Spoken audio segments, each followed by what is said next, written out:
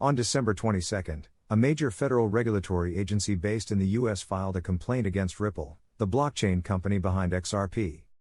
Citing that Ripple's operators have conducted an unregistered digital asset securities offering worth $1.3 billion, the Securities and Exchange Commission, SEC, charged both former CEO Christian Larson and current CEO Brad Garlinghouse.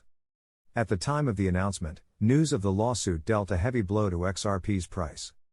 The cryptocurrency practically halved in value and lost a significant portion of its market cap. Investors who were exposed to the assets did not have enough time to react and have most likely experienced severe losses.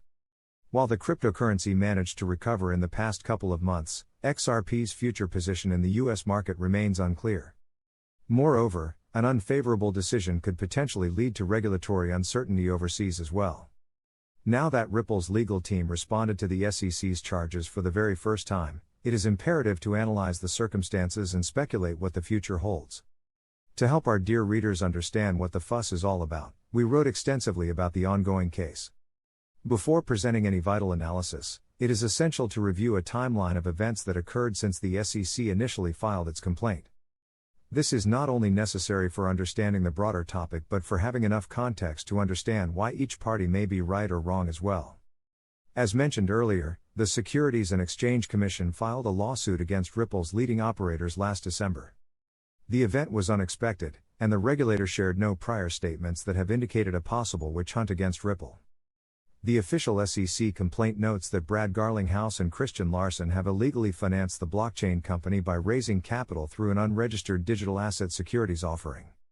Between the period of 2013 to 2020, Ripple allegedly raised $1.3 billion by selling their tokens.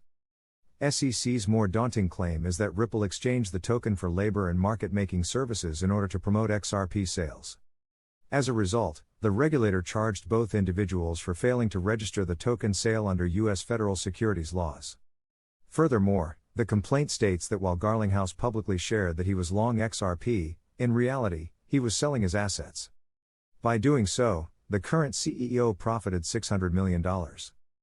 The official legal team of Ripple did not immediately respond to the complaint issued by the SEC. As a matter of fact, there was no official legal response for 39 days since the announcement. Instead, Ripple's operators moved the battle to Twitter. This was most likely done to protect the company's image and instantly show investors that there is nothing to worry about. On December 22, Brad Garlinghouse responded to the news by stating that the regulator attacks not only Ripple but the entire U.S. blockchain industry. He further noted that the SEC cherry-picks cryptocurrencies in a way that directly benefits China, referring to the agency's non-securities declaration of Bitcoin and Ethereum. The same sentiment was repeated in a series of blog posts published by the company.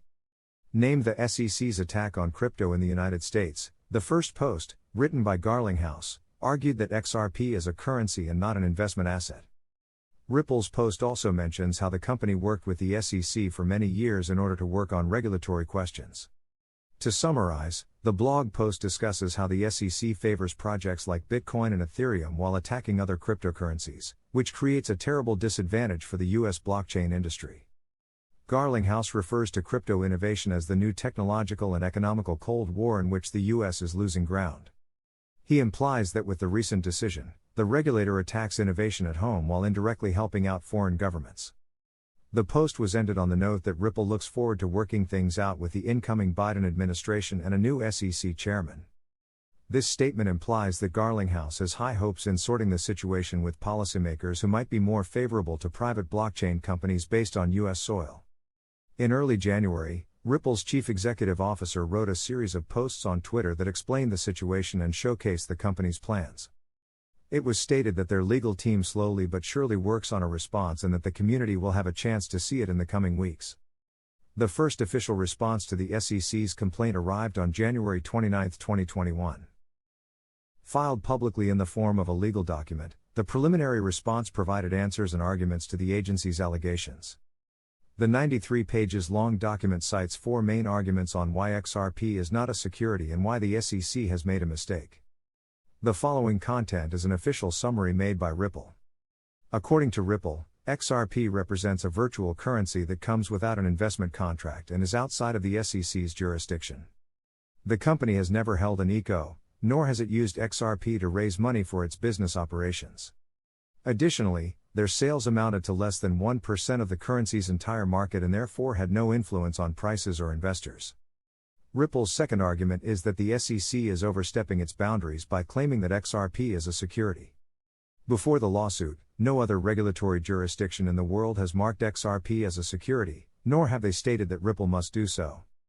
The document also claims that the currency's design is incompatible with securities regulation and that it would negatively affect the project's central utility and purpose. Last but not least, Ripple mentions that both the Department of Justice and the FinCEN have previously determined that XRP is a virtual currency. The same is apparent with other global regulators, which include the UK, Singapore, and Japan. Another critical point is that the SEC picks winners and losers by attacking Ripple and declaring Bitcoin and Ethereum as non-securities. The company finds it to be hypocritical that while all three projects have no fundamental distinction, the SEC still treats XRP in a different manner. Ripple also notes that the SEC once stated that Ethereum began as a security but eventually evolved into a non-security. The regulator refuses to give any clear rules that indicate in what way such a process occurs and through which steps. XRP was always a controversial crypto project, and it is not only because of its infamous XRP army community. The cryptocurrency itself is a part of Ripple's broader payment network that supposedly features cheap and fast transactions. But while XRP is designed as a currency, numerous investors speculate on it as a crypto asset. Despite having a big following of fanatics, XRP is commonly disliked by the community and many users prefer not to invest in it. However, it would be foolish to say that the project is not important. After all, the project stood uncontested as the market's third largest cryptocurrency by market cap for years. As a reminder, the SEC made a historic decision in June 2018 by declaring that both Bitcoin and Ethereum are not securities. This is the first case of a major financial regulator from the US officially legalizing cryptocurrencies. At the time, a representative clarified that BTC and ETH are not securities because they are decentralized. It is worth noting that the company behind XRP is indeed shady, especially in regards to Ripple's token transactions and partnerships in 2020. However, we do believe that if the SEC declared one cryptocurrency as a security, it would have to inflict equal measures onto the entire market, which makes the recent lawsuit a Pandora's box in the making. Since the first widespread bull run that ended in 2017, regulators have not touched the crypto market at all. The only few times that agencies like the SEC did interact with the world of crypto were when major corporations attempted to expand by offering blockchain-based services. Two notable examples include Facebook's Libra and Telegram's Ton cryptocurrency. Despite not being malicious in any true sense of the word, experts of all sorts have attacked these projects. The SEC went as far as to file a lawsuit against Telegram for holding an ICO in the same way that all other teams of developers did. Now that the market is gaining more and more traction, it was only a matter of time before the SEC would strike and attempt to slow down the industry. With Ripple's past actions making them a weak link, it is only natural for XRP to become the first target. Why is Ripple being sued? And why did the SEC decide to attack crypto's third largest cryptocurrency, especially at this moment?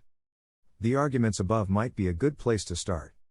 However, there are numerous sides to this story, and it is important to note that Ripple is not without faults.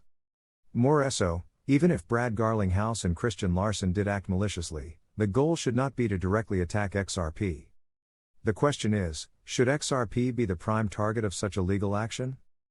The SEC previously noted that projects like Bitcoin and Ethereum were born as securities but that they later transitioned into non-securities through the power of decentralization.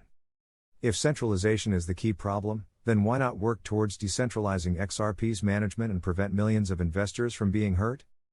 The truth is that the damage is done and that the average retail investor is in pain.